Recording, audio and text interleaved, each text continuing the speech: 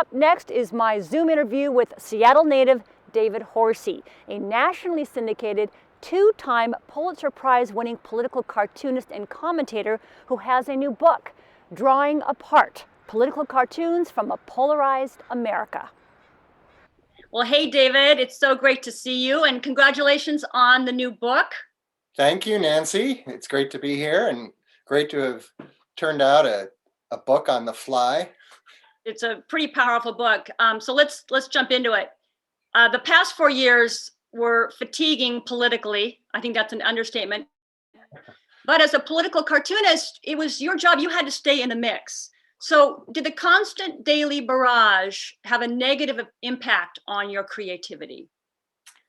In a way, it did. Throughout my career, I've kind of looked at normal politics and tried to, heighten it, make it something bigger and crazier than it is.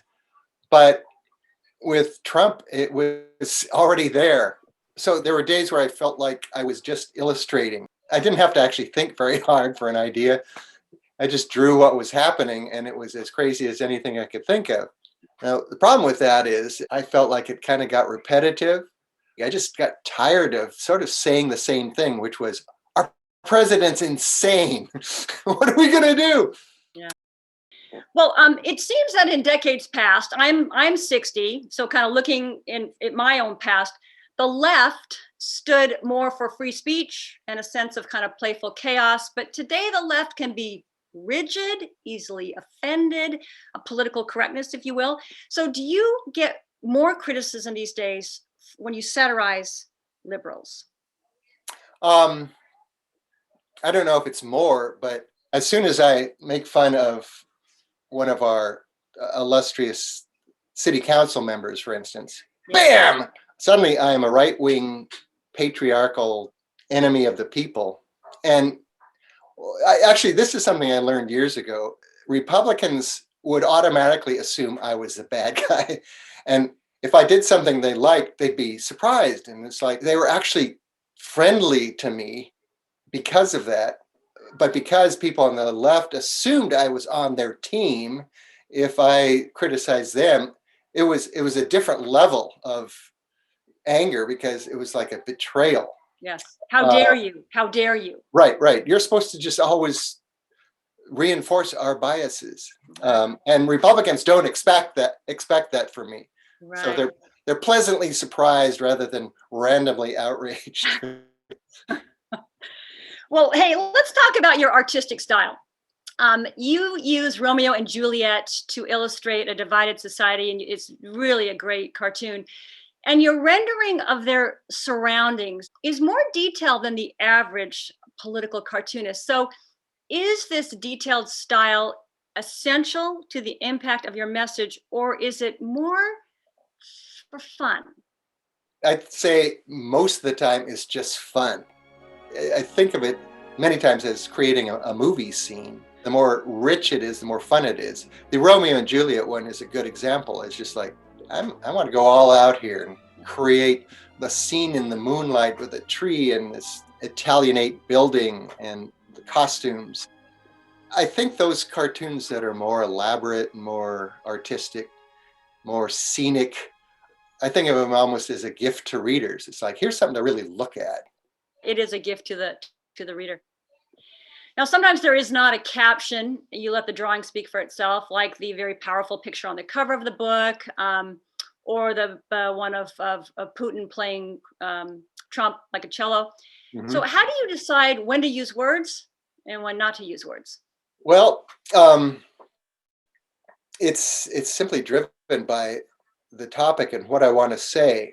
And the hardest cartoons to do are the wordless ones. One thing I'm trying to do in the cartoon is have enough elements in it that the reader gets it. Unless the wordless one really is fully understandable, I'll throw in a caption or something just to bring more readers in. Do you have anyone that you run stuff by before it goes out, or does it just go out with no editorializing from another person? I really don't share it with anybody until it's done. Basically, what you see online or in the newspaper is never changed. I've been extremely lucky through my career that I've never had people censoring me. Once in a while, a cartoon is tossed back. It's like, I don't know if we can do this one. That's extremely rare. Is there a cartoon in the book that kind of encapsulates the entire book to you? Like this cartoon pretty much is a meta and says it all. I think the cover is actually. And the cover was a reworking of an earlier cartoon. The original cartoon just had the two militia guys and had a caption, "Masterminds." And the joke was these guys' heads were tiny. But I really liked the image. And I thought if I added these two characters being threatened by these hulking right-wing maniacs, if that would capture sort of the mood of our political times. I didn't want the cover to have Trump. If or not he disappears, this problem, this fractured society we have is going to be a continuing problem. And I wanted that to be the theme of the book. Right. Well, so we are now entering the Biden years. Do you think things are going to be fundamentally different, or in the big picture, are we just going to more of the same polarized conflict? Well, in the olden times, when I was a boy, everyone shared the same information. Everyone got it from a newspaper or from one of 3 broadcast networks. And then you kind of agreed on what reality was and then argued about what to do about it. But now you're just arguing about what is reality. When maybe 30% or more of Americans believe the presidential election was rigged and stolen, and you can't convince them otherwise, that's a bigger problem than we've had before. That craziness is not going to go away anytime soon. For me, I'll still have plenty to do. My main problem in the Biden era is I can't draw him very well. and he's not that interesting, actually. Right. A guy who just does his job and doesn't say crazy things doesn't give you a lot to do for cartooning. There's sort of a persona that a president has that you work into a caricature. And maybe Biden will develop that, but so far he's tough. Yeah. Okay. Basically every 4 years, do you do a book? It's kind of gotten that way. The last few books I've done have sort of tied in with the presidential election. It's kind of a nice period that people understand. And usually the cartoons from any presidential term kind of have a coherence about them. And when I do my books, I always start by looking at everything I've drawn over a 4-year period. My first reaction is, I suck. I hate these. These are terrible.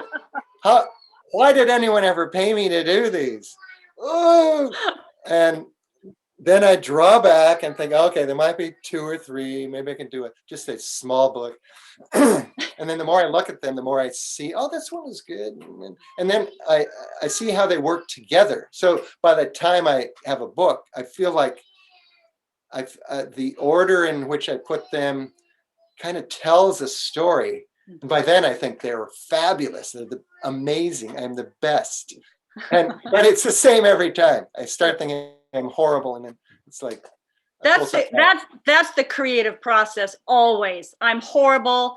You get it done. You say, "Woo! Thank goodness!" And then the cycle starts all over again. Exactly. The next time. Exactly. Well, I will look forward to talking again with you in 2024. Oh, in boy. 4 years from now, and we'll kind of see what's happened. But in the meantime, congratulations, David, on this book. And really, I'm a huge fan of yours, of your work, and also because you're a swell guy. Well, thanks, Nancy. Thanks so much for talking with me. Absolutely. Drawing Apart Political Cartoons from a Polarized America is available at your favorite independent bookstore and, of course, online. And follow David's current work online at seattle.gov.